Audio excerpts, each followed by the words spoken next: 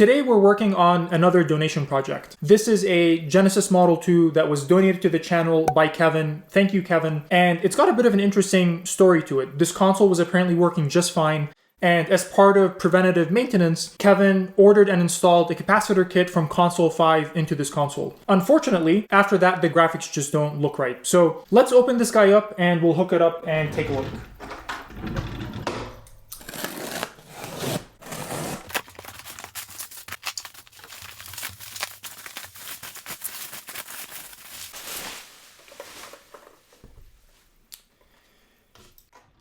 That was beautifully packed. You can really tell who loves and cares about these old retro consoles compared to some of the stuff that you guys have seen me unbox from eBay. So first glance, system looks very, very clean. It's in beautiful shape. You guys might have noticed I have the laptop out today, and I'm gonna do the testing over my capture card. Given I've already been told that this is a graphical issue, I don't want to have to keep rotating the camera so that you guys can see what's happening on the TV. So let me go grab my Genesis cables and we'll hook this thing up and fire it up.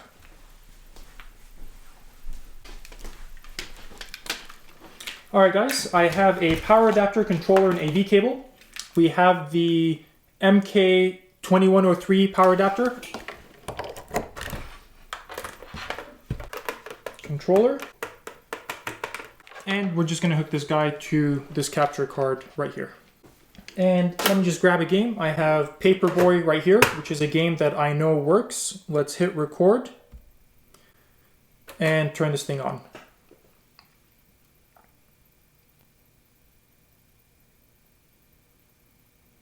Controls appear to be working. Sound's working just fine. It's reading the game.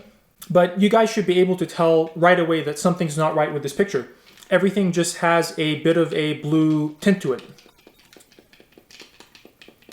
Okay, let's turn this off. Now, along with sending this console over, Kevin also forwarded an email exchange between himself and a gentleman by the name of Luke from over on at Console 5, the guy that sells these capacitor kits. And to summarize that exchange, basically, what Luke suspects this issue to be is something along the path of the red signal or the red channel. I think that diagnosis is accurate, and actually I would have been able to figure that out very quickly just by taking a look at the image that this console was outputting. So let me show you guys how I would have figured something like that out on my own in case you run into a similar issue. Switching over to the laptop. So all that I've done is download a random screenshot from the net. This is just a screen grab from Sonic, and I would normally do this on Photoshop, but I'm just using this random online editor called Photopia.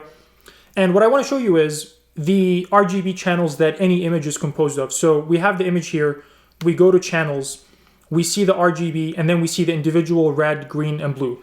Now watch what happens to the image when I deactivate each of these channels individually. So let's deactivate red. We get a blue screen. Let's deactivate green. Everything looks red. And deactivating blue, everything looks yellow. So the absence of red is what gives an image its blue tint, and that's more than likely what's happening to the system that we have right here. All right, guys, let's take this thing apart and take a look inside.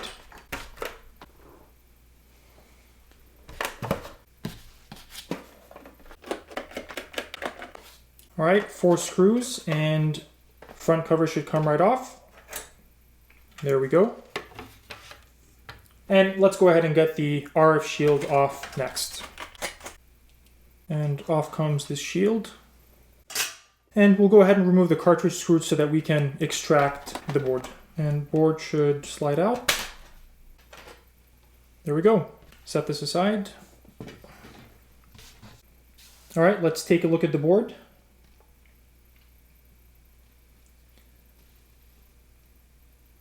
Board looks very clean, no corrosion. The recap job looks really nice as well. I don't see much flux on the board, really any at all. So this is our RGB encoder, and there are going to be some RGB lines that we're going to have to look into here. there's a single capacitor that has not been replaced, and Kevin did inform me that one of the required capacitors was missing from the capacitor kit. So I'll go ahead and swap that out just to make sure that's not what's causing our issue. And let's flip the board over.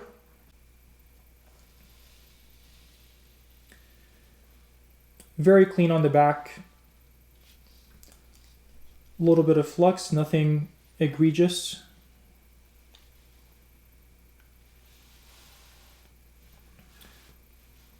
Now we have some exposed copper right here.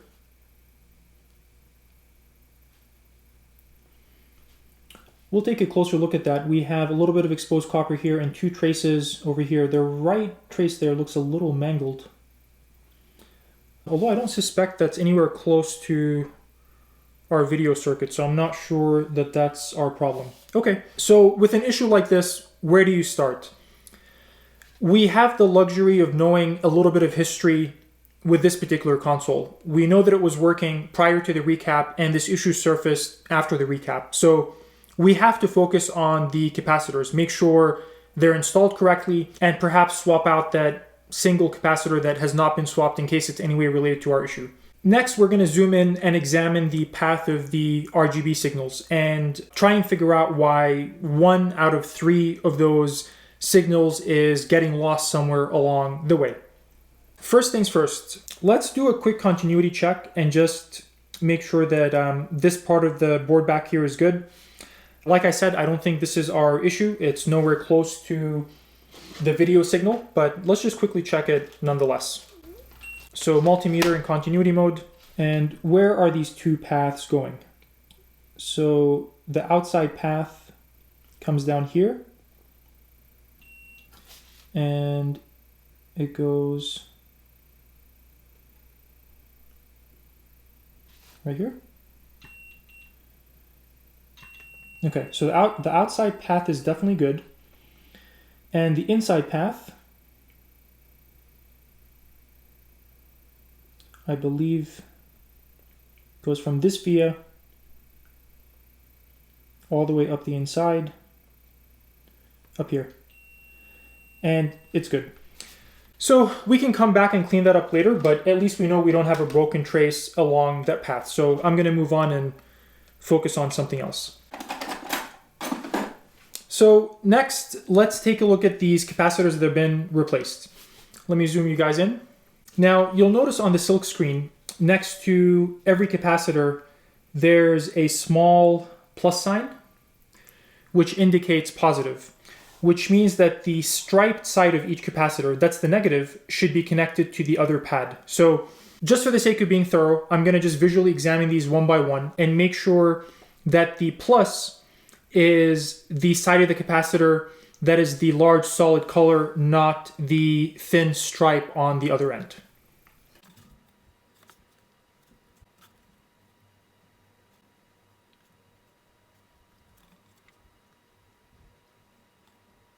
All the capacitors that I checked have been installed the right way around. I can even see that he's installed a blue LED mod right here. I could open up one of my systems, grab a VA1 board, and just have both of them side by side and compare the capacitor values one by one to make sure that during the recap, all the capacitors were installed in the right place. There wasn't some mix-up in capacitor values in terms of which go where. But I'm not going to go ahead and do that just yet. I don't know if it would be the best use of my time. Judging by the recap job, the cleanup, how well this console was packed on its way over here, I'm going to go ahead and say that this person has pretty high attention to detail. So I suspect they paid attention to replacing the capacitors with the right values. That's not to say that we don't find a mistake there, but I'll leave that till the very, very end in case I get stumped. Now, one quick thing I'd like to do is swap out this one capacitor that hasn't been replaced. It's a 16 volt 10 microfarad capacitor. Let's grab a 10 microfarad capacitor, swap this guy out, and then we'll continue with our fault finding. Now, I have a bunch of these. 10 microfarad, 16 volts.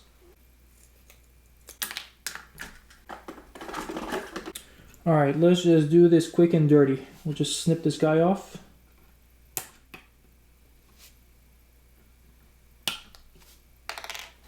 All right, so 370 is good. Let's give that a second to warm up. All right, so I have this guy up on the board holder. Just flood these real quick. And let's see if we can just pick him right out.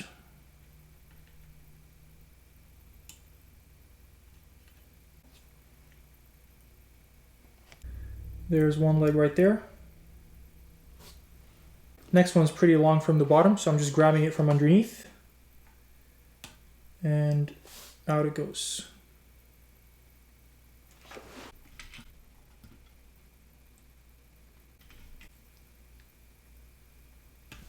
Let's clean up those holes.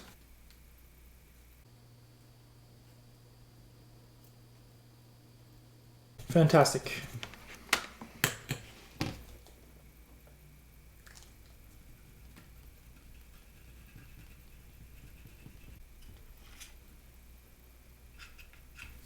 And we can see the small plus sign to my left, which means the stripe goes to the right. So let's pop this guy in. Just like that. And we'll just carefully spread the legs from underneath so it doesn't fall out. Let's flip the board back over. And let's go ahead and solder this guy in place.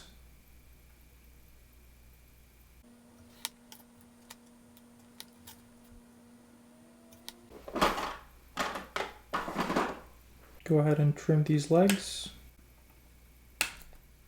Alright guys, I am going to give this guy a quick test and just see if that had any impact whatsoever.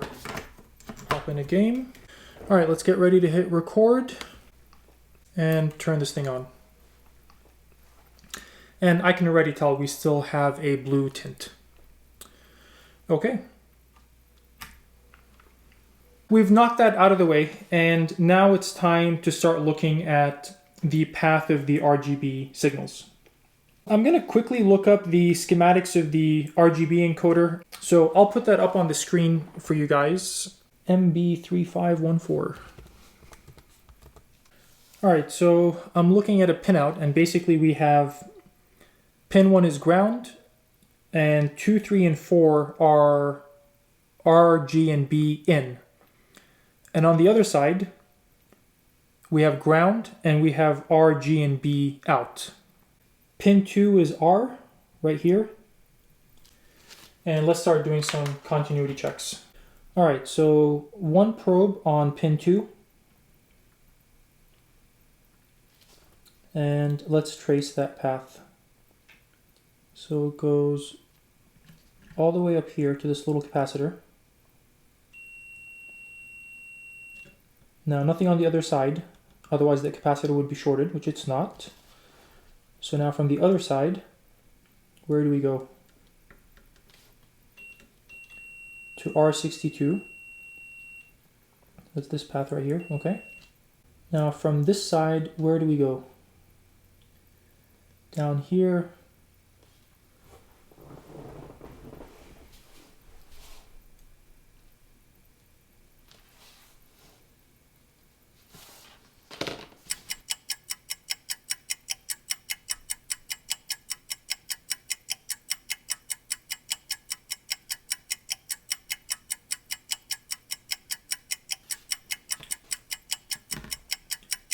What is that small piece of copper down there?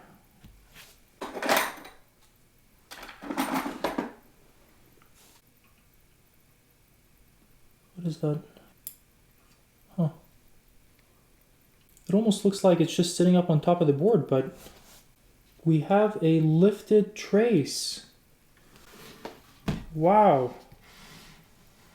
I'm gonna bet that R62 goes right down to this little lifted trace right here, and there's a gap, and then it goes down to this via over here. So let's confirm that real quick. Okay, R62, and let's see if I can just touch that piece of copper. That's the right trace, and it breaks, and then it goes down to this via right here. We have found our problem. All right. Okay. I believe this is just a clean trace. I don't see any components along this path. You could just jump a wire from here all the way down to the receiving via, but we're not going to do that. We're going to do a little bit of trace repair. I might need to get these two capacitors out of my way. Well, this one's not really in the way. We'll bend that back down. But let's get this guy out of the way, patch that trace, and then we'll reinstall it.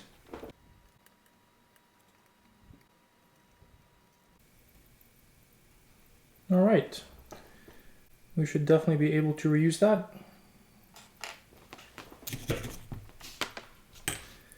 So now you guys can really get a good look at this broken trace. There it is.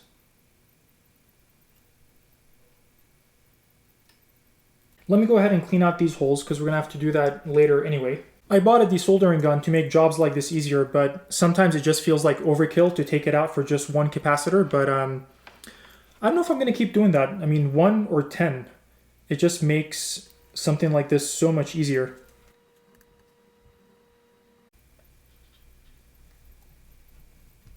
Gonna grab a razor blade and just carefully cut that trace, get a nice clean cut.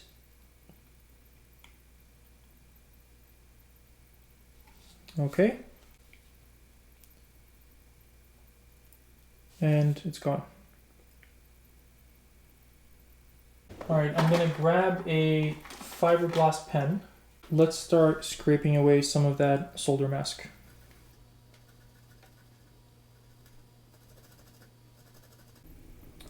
All right, I think that'll do.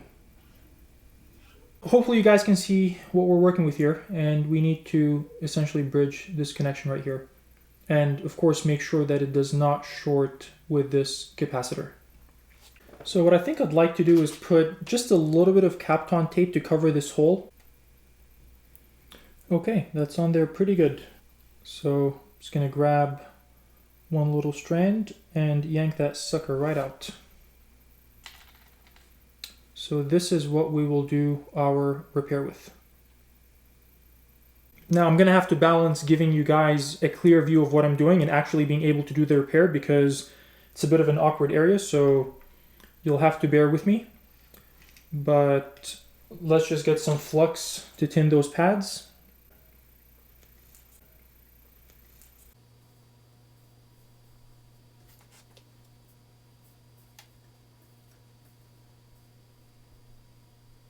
Now, hopefully you can see everything here has changed color from orange or copper to silver. So the trace has been tinned. A little bit of fresh flux. And let's just start with that one corner first.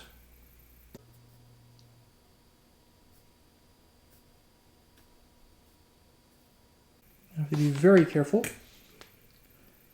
and release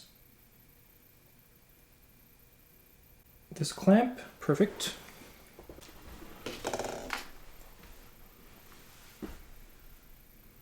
Can trim this guy down to size.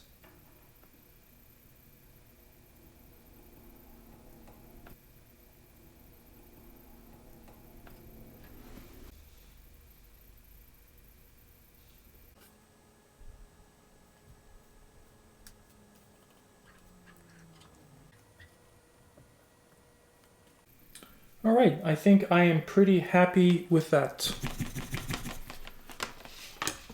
So let's just take one last look at that before we do a continuity test.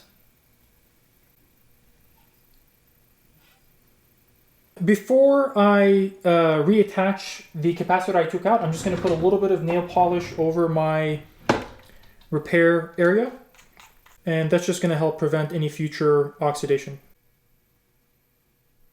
I always get questions about using nail polish during trace repair work, and while it's not solder mask, I do think it's a good overcoat. It's not an undercoat. It's not something you can come in and blast with hot air to install SMD components around, but it's a decent overcoat, and you could use silicone. I mean, MG Chemicals sells a silicone overcoat for trace repair work. The only purpose that something like paint or silicone is serving is just preventing moisture from getting in there, and minimizing the chances of future oxidation. All right, let's go ahead and cure this with a UV lamp.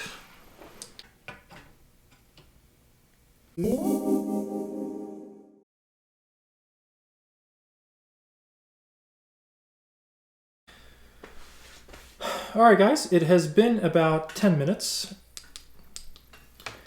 And let's see, that is definitely cured. Let's go ahead and get that last capacitor in there. We have plus on the bottom here, so we'll make sure the stripe is facing up. Let's flip the board.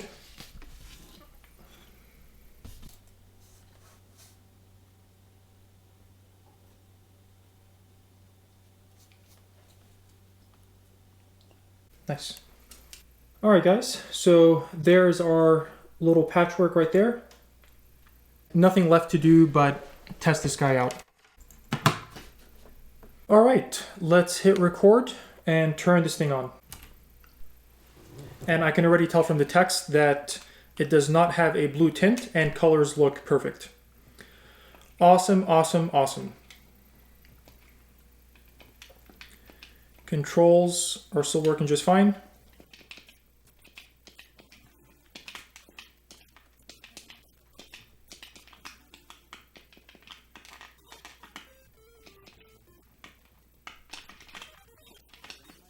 Awesome. All right, guys, that's all she wrote. I think I'm going to stop here with this video. I suspect that the main learnings that most people are going to take away from this repair have already been conveyed. I'm happy with the outcome. We figured out why the red channel was missing. We narrowed it down to a broken trace, and we did a little bit of trace patchwork to fix it up. So hopefully if you're missing one of the color channels on your system, you have a sense of how to go about figuring out why that might be the case. The one thing that I'll do off camera is just come back and reinforce these traces where I found a little bit of exposed copper, just to make sure that this is a solid and lasting repair. The console has been fully recapped, so I'll take that extra step to make sure it's going to last that much longer. I really hope this encourages you to do this sort of repair work and preventative maintenance on your own. I highly doubt that most people that are going to do this sort of repair work for you care about your console as much as you do. So take it as a challenge. It's an awesome hobby to get into. And even if you're not comfortable recapping a whole console, I mean, just changing this one LED. If you've never used a soldering iron before, buy an RGB LED or a different color LED from the one that's on your console and open it up and mod it and get comfortable with a soldering iron and just work your way up from there. In any case, thank you very much for coming along for this repair, and I will see you again soon. Take care.